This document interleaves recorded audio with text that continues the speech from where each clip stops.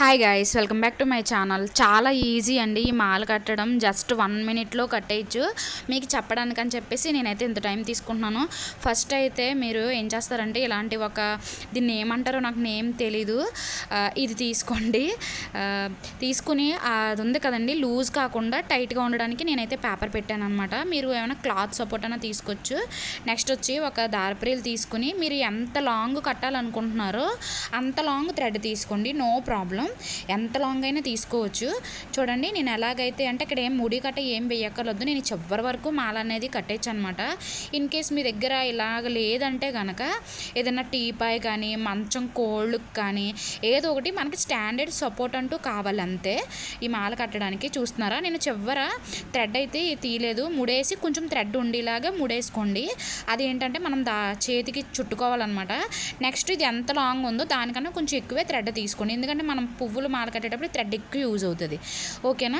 Next చూడండి నేను ఎలా ఫింగర్కి అయితే చుట్టుకుంటున్నానో ఒకటి చుట్టేసుకుని ఆ 2 థ్రెడ్స్కి మధ్యలో ఫ్లవర్ అనేది పెట్టండి.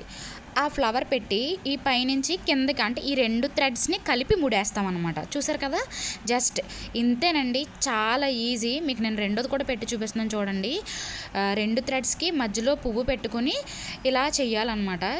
జస్ట్ ఒకసారి థ్రెడ్ వేయడమే, కొంచెం మనకంటే లాంగ్ ఉంటుంది, లాంగ్ థ్రెడ్ అలాగే వేయాలన్నది ఒకసారి చూసుకుని మాల జస్ట్ ఇలాగ వేసేసుకోవడమేనండి. అంటే కొంతసేపటికి మనకు ఆ ఫింగర్ కూడా నొప్పి వస్తుంది, అది కూడా నేను చూపిస్తాను చూడండి. అంటే ఈ మాలంతా అలా ఫింగర్ పెట్టుకుని ఉండాలంటే అది టఫ్ జాబే. తర్వాత అయితే నేను కూడా ఫింగర్ తీసాను, మీకు చూపిస్తాను. ఓకేనా. ఇలాగ ఒక్కొక్కటి మీరు అంటే మీకు రోజెస్ కూడా కట్టుకోవచ్చు అనమాట. ఇలాగా నేను ఇంకొక వీడియోలో అది చేసి చూపిస్తాను. ప్రజెంట్ అయితే వరలక్ష్మి మాతకి ఇవే కదా, చామంతి పువ్వులే కదా బాగా ఇష్టం.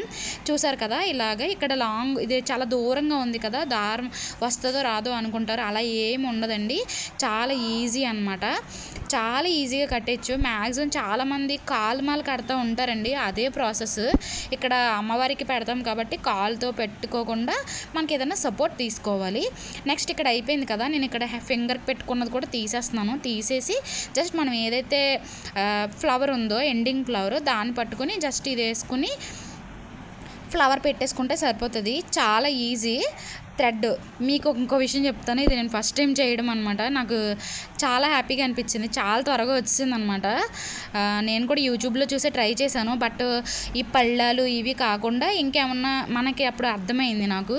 మీకు కూడా యూజ్ అవుతుంది కదా అంటే నేను జస్ట్ 1 మినిట్లోనే నాకు కంప్లీట్ అయిపోయింది అనమాట, చాలా ఈజీగా. నెక్స్ట్ వచ్చి ఈ పైనుంచి తీసేసుకొచ్చండి. తీసేసుకొని మీరు ఇంకా ఏమన్నా పెద్దదండ కావాలనుకుంటే ఆ పెద్ద దండ దీనికి ముడేసుకోవడానికి చిన్న క్లాత్ అయితే ఉంచుకోండి. నెక్స్ట్ నేను హ్యాండ్కి కూడా చూడండి తీసాను కదా, తీసేసి ఇక్కడ కూడా ఫ్లవర్ పెడతాను. అంటే నాకు కంప్లీట్ అవ్వడానికి అమ్మవారి ఫోటోకి సరిపడంత థ్రెడ్ నేను ముందుగా కొలిచి పెట్టుకున్నాను కాబట్టి నాకు పువ్వులన్నీ ఫిల్ అయిపోవాలి కాబట్టి నేను ఇలా తీసుకున్నాను. మీరు అలా చేసుకోండి. లేదు ఇంత పెద్ద దండ చేయలేము అనుకుంటే కనుక హాఫ్ ఆఫ్ చేసుకుని ఈజీగా ముడైతే వేసేయచ్చు, నో ప్రాబ్లం. ఇదేం విడిపోవడం ఏమి ఉండదు. కొంచెం అటు ఇటు ఉల్టా అంటే మనం పెట్టేటప్పుడు జస్ట్ మనం సర్దుకుని అయితే పెట్టుకోవాలి.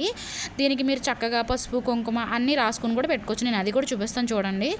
చూసారు కదా, చక్కగా ఎంత బాగుందో చూసారా, చాలా పర్ఫెక్ట్గా వచ్చిందండి. ఇలా గులాబీలు కూడా కట్టచ్చు అనమాట, ఏమన్నా పెద్ద ఫ్లవర్స్ ఉంటే. చూసారు కదా, నేను అమ్మవారికి అయితే వేసాను. పసుపు కుంకుమ అనేది నేనైతే ఫోటోకి పెట్టి రాసాను, ఇంకా అదంతా వీడియో తీయలేదు. అమ్మవారి కోసం నేను శ్రావణ శుక్రవారం నాడే గుచ్చానండి. పైన అయితే ఇంకొకటి పర్పుల్ కలర్ చామంతి పువ్వు ఉంటే అది పెట్టాను. Thanks for watching.